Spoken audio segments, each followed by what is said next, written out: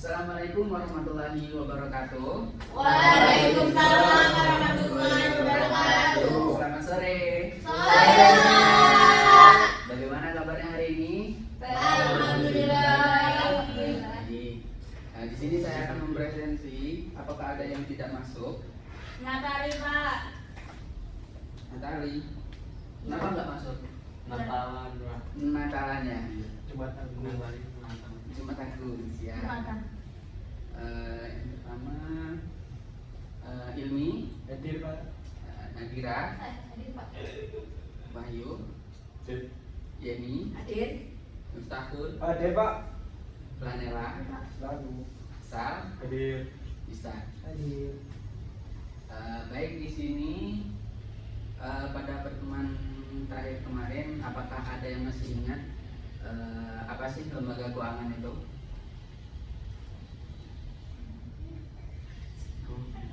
Pak, jadi lembaga keuangan itu badan usaha yang menghimpun dan menyalurkan dana masyarakat serta menawarkan jasa keuangan lainnya. Nah, betul sekali, berikan aplaus.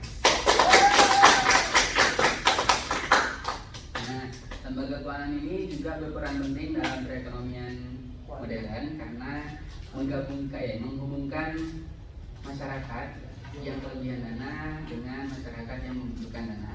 Nah, pada lembaga keuangan ini terdapat dua subbab materi, yaitu lembaga keuangan bank dan lembaga keuangan non-bank.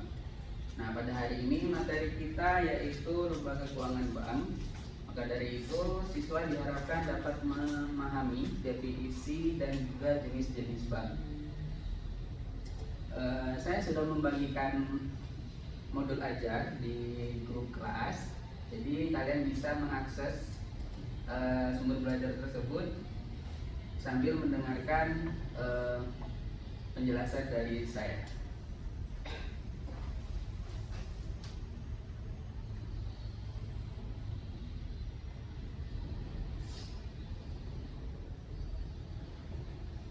Baik, apakah kalian sering melihat bank di sekitar kalian?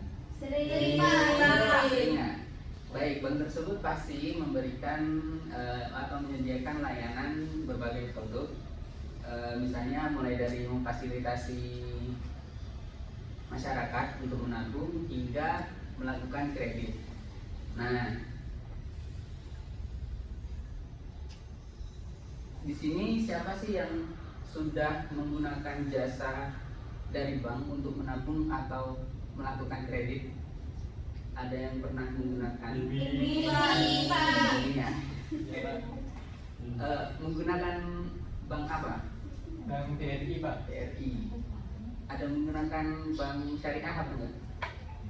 BSI ada. Bank Syariah. Syariah. Baik.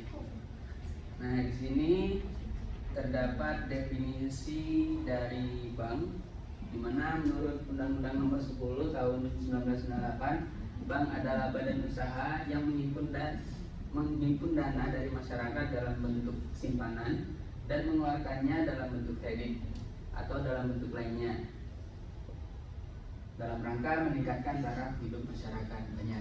Nah, sederhananya, bank adalah badan usaha yang menghimpun dan menyalurkan kembali dana tersebut kepada masyarakat untuk kemaslahatan bersama. Adapun di sini fungsi dan tujuannya, yang pertama, bank sebagai penghimpun dana masyarakat. Jadi di sini bank bertindak sebagai wadah atau fasilitator bagi masyarakat yang ingin menabung uangnya dalam bentuk tabungan, giro, deposito, dan lain sebagainya. Untuk yang kedua, bank sebagai penyalur dana untuk masyarakat. Jadi di sini bank itu bertindak sebagai memberikan layanan berupa kredit kepada masyarakat yang ingin melakukan transaksi atau meminjam dana.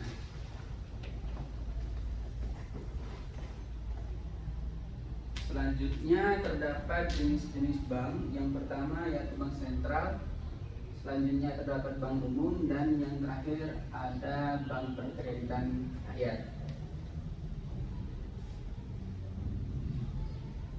Bank sentral netral sendiri menurut Undang-Undang Nomor 3 Tahun 2004 merupakan lembaga negara yang mempunyai wewenang untuk mengeluarkan alat pembayaran yang sah, merumuskan dan melaksanakan kebijakan moneter, mengatur dan menjaga kelancaran sistem pembayaran, mengatur dan mengawasi perbankan, serta menjalankan fungsi sebagai leader of the last resort.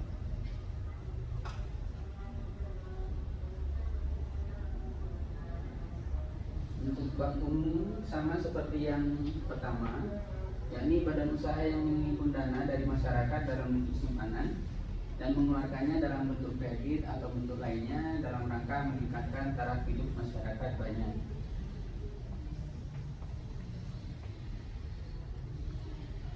Untuk BPR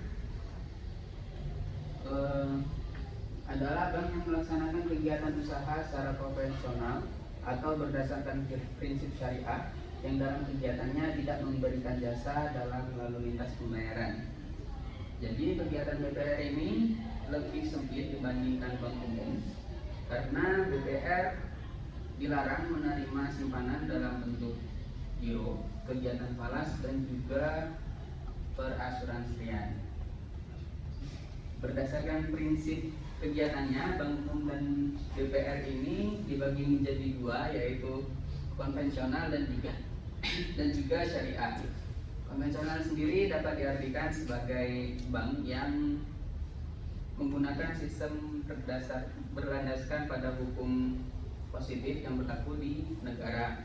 Sedangkan untuk bank syariah itu merupakan bank yang menjalankan aktivitasnya dengan menggunakan pedoman syariah Islam. Untuk sampai di sini dulu, apakah ada yang mau dipertanyakan? Belum ya? Nah, jadi untuk mengetahui lebih dalam pengetahuan kalian terhadap materi kali ini, saya ingin kalian membentuk dua kelompok yang berisikan 4 orang. Mungkin bisa berbentuk lingkaran ya.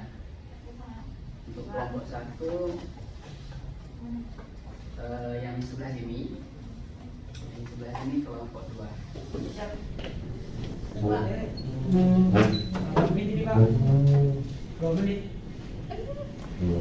Untuk pengerjaannya sekitar 5 menit.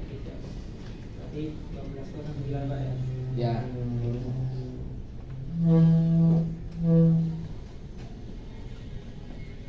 Tugasnya yaitu menganalisis bank. Petunjuk kerjanya dikerjakan secara berkelompok. Terus dapat menggunakan berbagai sumber belajar. Salah satunya modul yang sudah saya share di grup, dan juga kalian bisa melakukan searching untuk mendapatkan informasi-informasi terbaru. Dan untuk yang terakhir, menyampaikan hasil diskusi. Nanti penyampaiannya bisa di tempat, namun berdiri saja. Dan juga untuk kelompok lain itu diharapkan untuk memberikan tambahan atau sanggahan dan lainnya. Mungkin bisa dikerjakan ya.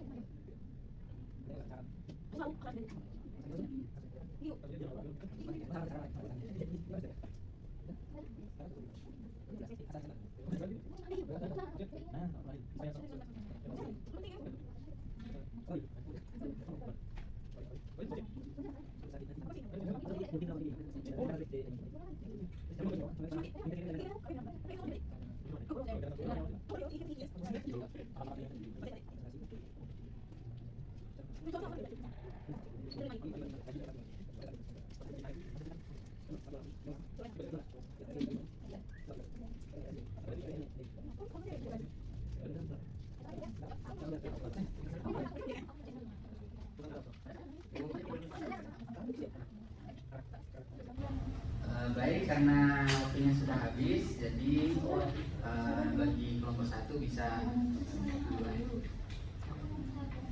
Ini ya untuk tempatnya mungkin bisa ini ya, kayak apa? Kayak debate gitu loh. Bibit. Debat ya, debat. Kita ada buku ini. Ada apa? Kita ada sana, weh. Agak meningkat. Mau gimana? Yuk, sana yuk. Agak meningkat. Cepat agak. Iya. Dia agak meningkat. Agak meningkat. Ada tuh sama. Perawan. Apa?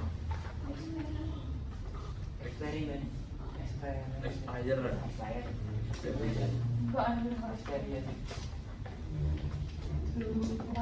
Baik, silakan untuk kelompok 1. Transparan kita.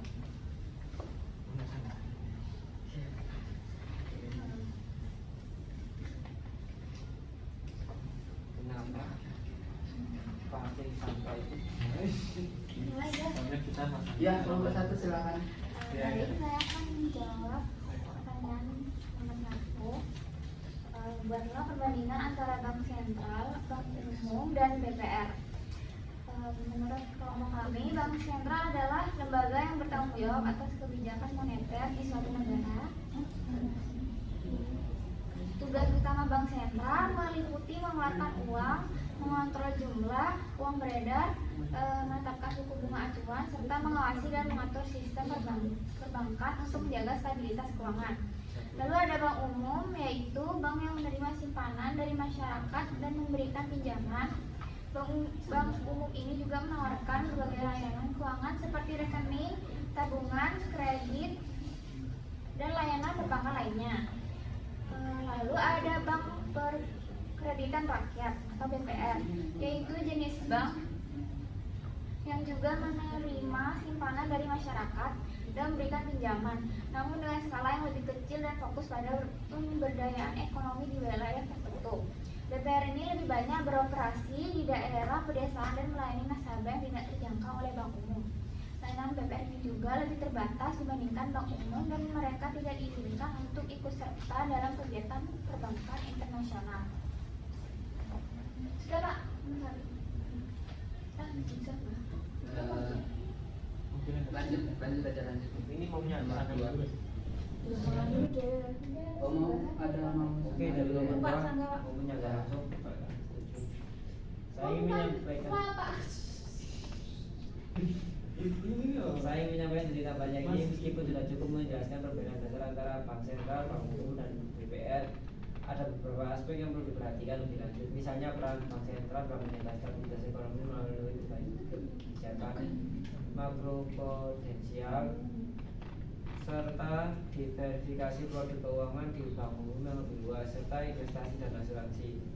Selain itu, fokus BPR yang lebih lokal juga memungkinkan mereka lebih responsif terhadap kebutuhan spesifik komunitas yang menjadi keunggulan tersendiri dibanding bank umum yang lebih besar dan birokratis. Dari kelompok kita mungkin itu aja. Saya ingin jawab Ya, silakan. dari sanggahan kelompok sebelah. Terus apa tambahannya? Karena sudah menambahkan detail penting yang membantu memperjelas peran dari masing-masing institusi. Bank Sentral tidak hanya mengatur kebijakan moneter, tetapi juga berperan penting dalam menjaga kestabilan sistem keuangan secara keseluruhan. Diversifikasi layanan keuangan di bank umum ini juga memberikan nilai tambah tinggi bagi nasabah yang mencari berbagai produk keuangan dalam satu lembaga. Terakhir juga, fokus lokal dari BPR ini memang menjadikan mereka lebih fleksibel dan cepat dalam menangani kebutuhan spesifik komunitas. Namun hal ini juga berarti keterbatasan dalam skala dan kemampuan finansial jika dibandingkan dengan bank umum. Ya, Pak. Udah. Saya lanjut ke soal nomor 2.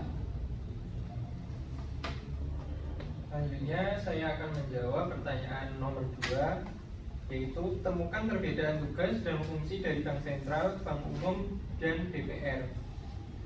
Yang pertama ada Bank Sentral. Tugas utamanya adalah mengatur kebijakan moneter, mengontrol inflasi, menetapkan suku bunga acuan, dan menjaga stabilitas nilai tukar.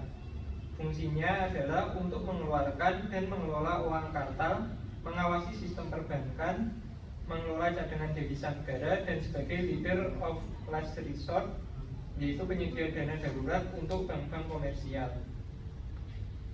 Selanjutnya Bank Umum. Tugas utamanya adalah menyediakan berbagai layanan keuangan kepada masyarakat umum, termasuk menerima simpanan, memberikan pinjaman, serta menyediakan jasa pembayaran dan transfer. Fungsinya adalah untuk menyediakan rekening tabungan, deposito, kredit usaha dan konsumtif, kartu kredit, layanan transfer dana, dan jasa perbankan lainnya. Bank Umum juga dapat berpartisipasi dalam pasar modal dan layanan investasi. Selanjutnya Bank Perkreditan Rakyat atau BPR. Tugas utamanya adalah untuk melayani kebutuhan keuangan masyarakat di daerah tertentu, terutama untuk sektor UMKM dan masyarakat pedesaan. Fungsinya adalah untuk menyediakan pinjaman dengan bunga yang lebih rendah, menerima simpanan dalam bentuk tabungan dan deposito berjangka, dan memberikan layanan keuangan yang lebih personal dan berbasis komunitas. BPR tidak diizinkan untuk melakukan kegiatan perbankan internasional. Baik, bagus sekali jawabannya dari Mas Firly. Mungkin bisa dilanjut ke soal berikutnya. Baik, untuk soal selanjutnya adalah analisislah mana yang paling menguntungkan antara Bank Umum dan Bank Perkreditan Rakyat. Carilah beberapa bank untuk dilakukan analisis. Untuk jawaban dari kami yaitu untuk menganalisis mana yang lebih menguntungkan antara Bank Umum dan Bank Perkreditan Rakyat, kita bisa membandingkan beberapa bank di Indonesia. Untuk contohnya di sini kami mengambil Bank Mandiri sebagai bank umum. Untuk layanan yaitu menawarkan berbagai layanan seperti rekening tabungan, kredit usaha dan konsumtif, kartu kredit, layanan transfer dana, serta layanan investasi dan asuransi. Untuk keuntungan, Bank Mandiri memiliki jaringan cabang yang luas di seluruh Indonesia, sehingga aksesibilitasnya tinggi. Nasabah dapat menikmati berbagai produk keuangan dalam satu tempat dan mendapatkan layanan yang lebih komprehensif. Untuk kesulitannya, Bank Mandiri ini mungkin lebih birokratis dan mungkin memiliki biaya layanan yang lebih tinggi dibandingkan dengan BPR. Untuk perbandingan yang kedua, BPR Karya Mandiri. Layanannya yaitu fokus pada layanan keuangan untuk masyarakat pedesaan dan UMKM seperti pinjaman dengan bunga rendah, tabungan dan deposito berjangka. Keuntungan dari BPR yaitu lebih responsif terhadap kebutuhan lokal dan memberikan layanan yang lebih personal. Biaya layanan biasanya lebih rendah dibandingkan bank umum. Untuk kesulitannya, BPR memiliki jangkauan wilayah yang lebih terbatas dan tidak menawarkan layanan keuangan yang kompleks seperti layanan valuta asing atau investasi. Oke, terima kasih jawabannya sangat tepat sekali. Kira-kira ada sanggahan atau tambahan dari kelompok 2? Saya Pak izin menyanggah. Ya.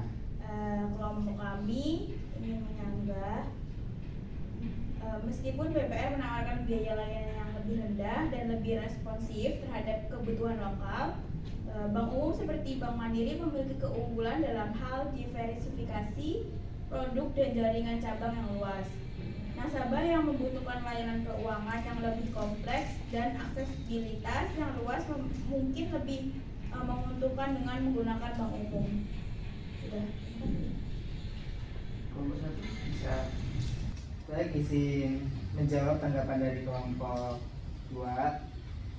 Mungkin memang betul, Bank Umum memang memiliki keunggulan dalam diversifikasi produk dan jaringan cabang yang luas. yang bisa memberikan nilai tambah bagi nasabah yang membutuhkan layanan keuangan yang lebih kompleks. Namun, DPR tetap memiliki peran penting dalam melayani masyarakat pedesaan dan UMKM dengan biaya layanan yang lebih rendah dan layanan yang lebih personal. Kedua jenis bank ini saling melengkapi dalam melayani berbagai segmen masyarakat. Karena waktunya sedikit terbatas ya, jadi langsung saja jawaban dari kelompok 2 mungkin bisa disampaikan. Bagian kelima, analisislah mana yang paling menguntungkan antara koperasi simpan pinjam dan bank umum. Nah, untuk menganalisisnya kita bisa mempertimbangkan beberapa aspek seperti biaya layanan, fleksibilitas, jangkauan, dan keuntungan finansial. Kalau koperasi simpan pinjam, keuntungannya bunga pinjaman lebih rendah. Koperasi simpan pinjam biasanya menawarkan bunga pinjaman yang lebih rendah dibandingkan bank umum. Kemudian fleksibilitasnya, koperasi seringkali lebih fleksibel dalam memberi pinjaman dan syarat-syaratnya. Pengembalian kepada anggotanya diperoleh koperasi biasanya dikembalikan kepada anggotanya dalam bentuk SKU, tetapi kekurangannya skala operasinya terbatas, yaitu koperasi pinjam biasanya memiliki skala operasi yang lebih kecil dibandingkan bank umum. Kemudian layanan yang ditawarkan koperasi lebih terbatas dibanding bank umum. Kemudian kalau bank umum keuntungannya menawarkan berbagai produk finansial seperti tabungan, deposit, kredit, kartu kredit, investasi, dan asuransi, dan memiliki jaringan cabang dan ATM yang luas sehingga lebih mudah diakses oleh nasabah. Selanjutnya, bank umum biasanya memiliki teknologi yang lebih maju untuk layanan perbankan digital. Kekurangan bank umum cenderung menawarkan bunga pinjaman yang lebih tinggi dibanding koperasi simpan pinjam, dan biaya administrasi dan layanannya juga lebih tinggi. Baik, terima kasih, jawabannya tepat sekali. Mungkin dari kelompok 1 mau nyanggah, karena ini merupakan kita hanya satu aja ya, itunya apa jawaban dari kelompok 2 karena waktu kita yang sangat terbatas ini. Ya, saya ingin menyanggah dari pernyataan yang tadi telah disampaikan oleh kelompok 2. Tadi sudah disebutkan bahwa koperasi itu menawarkan bunga pinjaman yang lebih rendah dan keuntungan yang dibagikan kepada anggotanya. Tapi bank umum itu biasanya lebih memiliki keunggulan dalam diversifikasi layanan dan infrastruktur teknologi.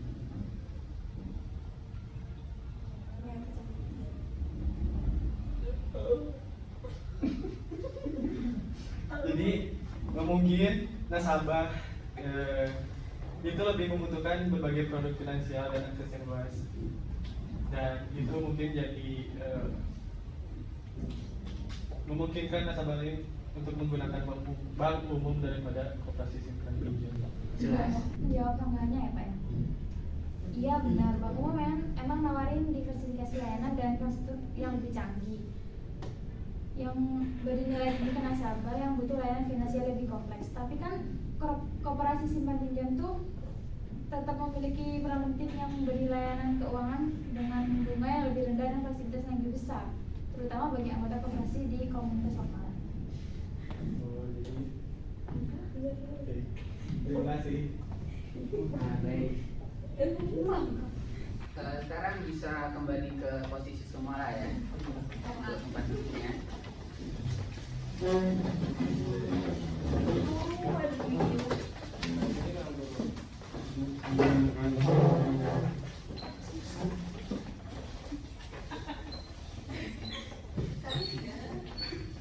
Oh iya. Baik. Mohon dibangunkan dulu ya kamarnya yang di pojok. Mas, bangun Mas. Mas. Sahur. Ini berarti. Sahur.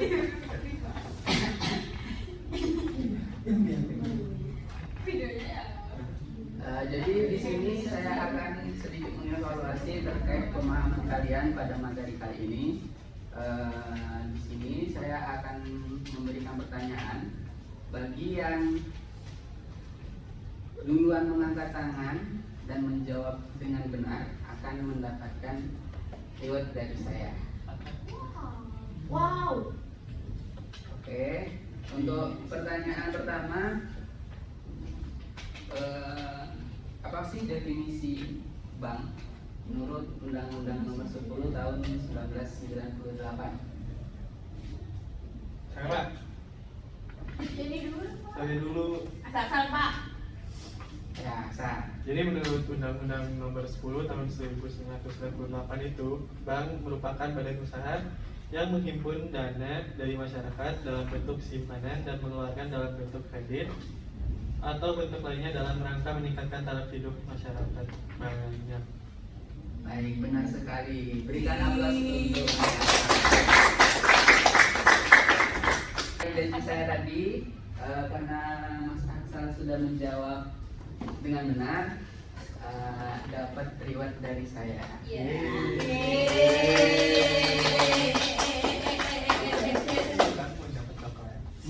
Untuk pertanyaan kedua,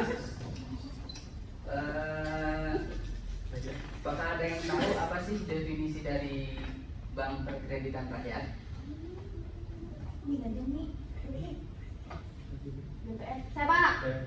Ya, Mbak Tuannya. BPR adalah lembaga keuangan yang fokusnya di pemberian kredit dan layanan keuangan lainnya.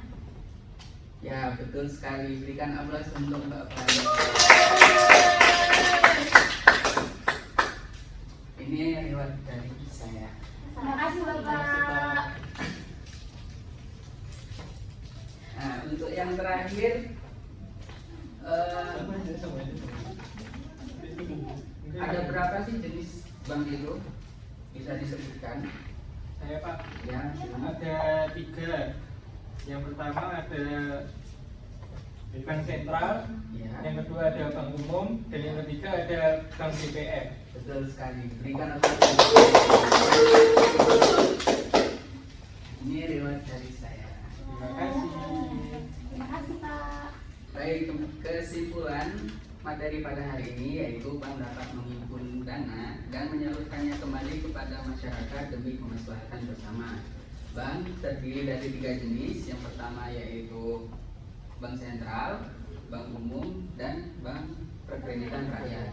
Nah, di bank umum dan bank perkreditan rakyat ini terbagi menjadi 2, yaitu konvensional dan juga syariah. Dimana contohnya untuk yang konvensional itu seperti Bank BRI, Bank BNI, dan yang untuk syariah itu Bank Syariah Indonesia.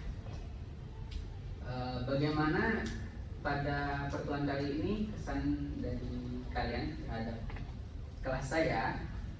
Senang Pak. Senang. Happy Pak. Happy.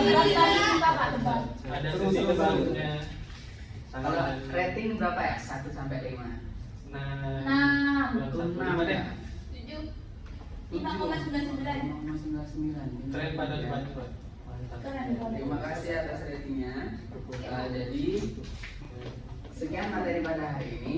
Assalamualaikum warahmatullahi wabarakatuh. Waalaikumsalam warahmatullahi wabarakatuh.